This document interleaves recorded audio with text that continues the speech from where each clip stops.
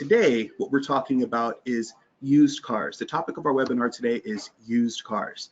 And it might seem kind of funny because everybody's talking about new cars. Media attention's always on new cars. People come up to talk about new cars all the time. What should I buy? What's redesigned? Like, there's always a lot of hype and commotion. All the new reviews are on new cars, all that stuff.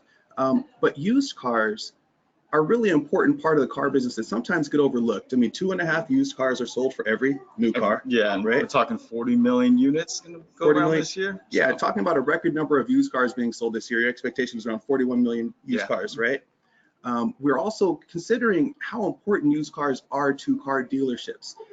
They're integral to the service and recon department. They're integral to the finance department. They're actually more profitable than new cars. So it seems kind of silly that the whole world is always talking about new cars. It's because they're so shiny. Because they're so shiny and they're special, right? But we're going to spend our time talking about used cars today. So in this webinar, we want to just give you a little idea of what you're going to be getting into. We have an agenda here, and we're going to break this conversation down into 3 sections, right? First section is a little bit of history. How did we get to where we are in the used car market right now? Because things are dramatically different than they have been in the past couple years. The next section is, what does this shift actually mean for your customers, the people that you're going to be dealing with? Right.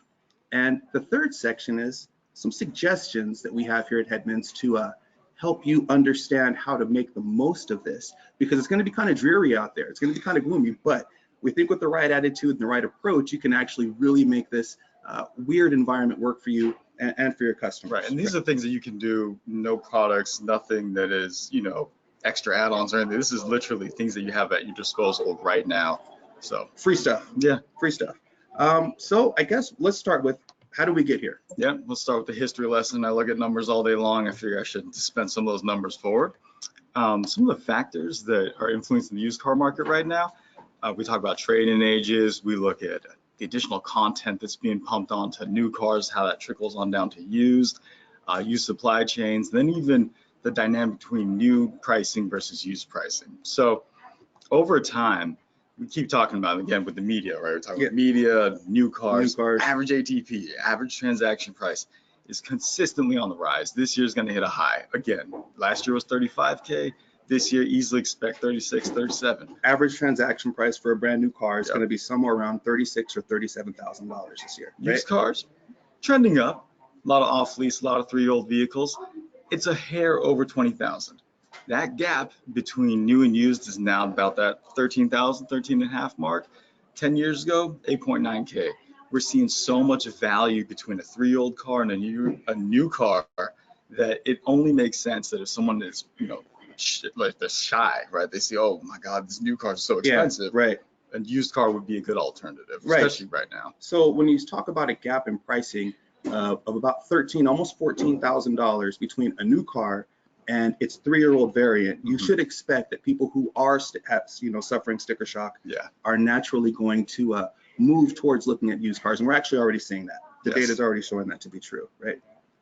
So one of the other factors that we look at and we're talking about is that content increasing, right? So part of the whole new ATPs are rising so fast is based upon the idea that people are optioning out their vehicles, or at the trim levels they're taking are so high that really they're doing it to themselves. I mean, they're going forward and doing this. This isn't anything to do with like, oh, it's just inflation or it's just outside factors. This is people are feeling good, so they're buying new cars, have a lot of content. And they're buying the fancy ones. Yes. Right, they're not buying base models. Yeah, and that's the thing. We'll look at right here with this table that we have. We'll use the F-150 example. We have 3 examples. Let's go with F-150. We've all seen one. We know how they're configured. Best selling thing in the world ever, right? Always, right?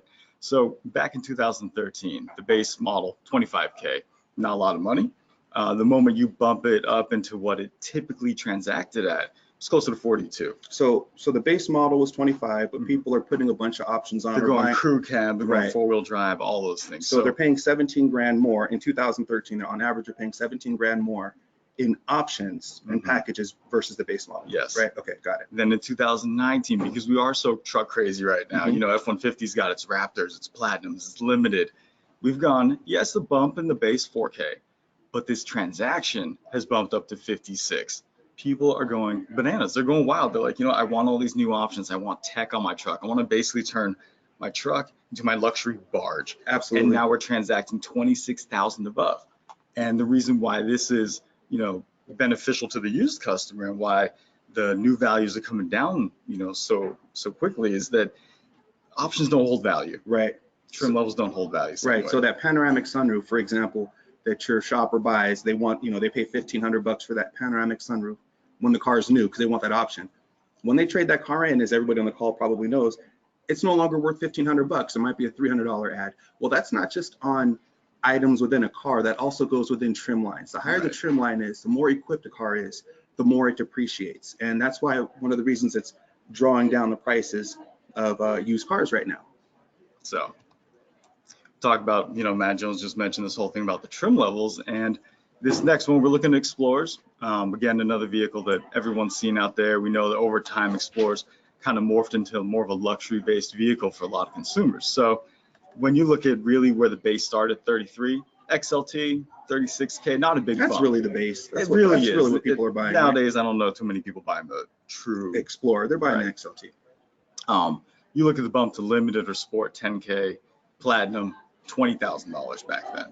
Today in the used market, how much value that's held up, it's diminished greatly. You're looking at limited and sport both down 48, 34%. The platinum, which had a $20,000 premium on the used market, is roughly 11.5. So you see that as people buy these higher option, higher trim level vehicles, it's pushing down on the used. They're just not holding the value the same way. And then also when you, next slide, please. So it's kind of like a double whammy, right? Mm-hmm. We've got people buying super option cars, super expensive cars with a lot of packages. Right. We know that these packages depreciate. But at the same time, if you take a look at the far right graph, what's happening in our car market this year? We are going to see, again, some record levels, right? We can always talk about records, but this truly speaks to the point of the used supply chain is changing. Last year was roughly 10 million units came from combined, trade-in from new car sales and off-lease. Off-lease was roughly 4.3-ish million. So this year we expect roughly the same. Around 10 million units can be derived from this very new inventory, right? So again, changing the dynamics of what we're seeing. So we've got super expensive cars that are depreciating quickly.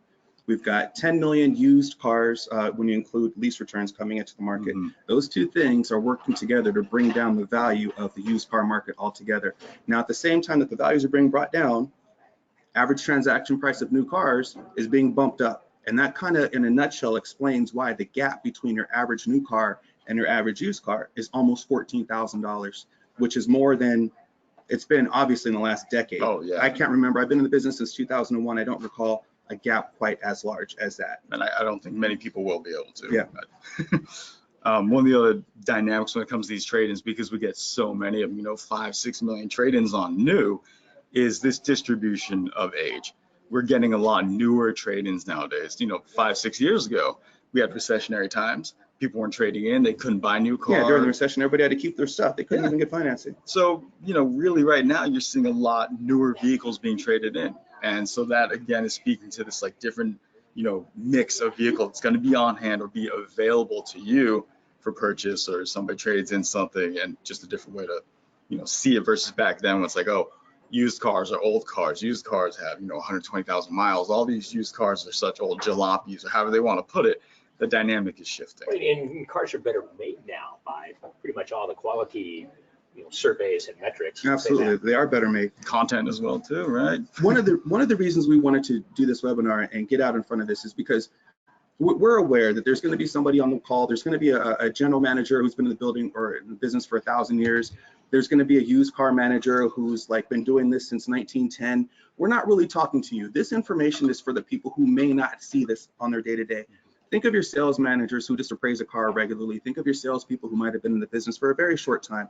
So if you already know this information, please forgive us, but we're very confident based on our dealership surveys that not everybody else does. So it's really important that we preface who this is for. And it's good for, knowledge-wise to be able to tell to your customer, hey, things have changed. Here's some information that can really, so you're not being held accountable 100%. You're like, hey, this is just market dynamics that we're talking about. Absolutely.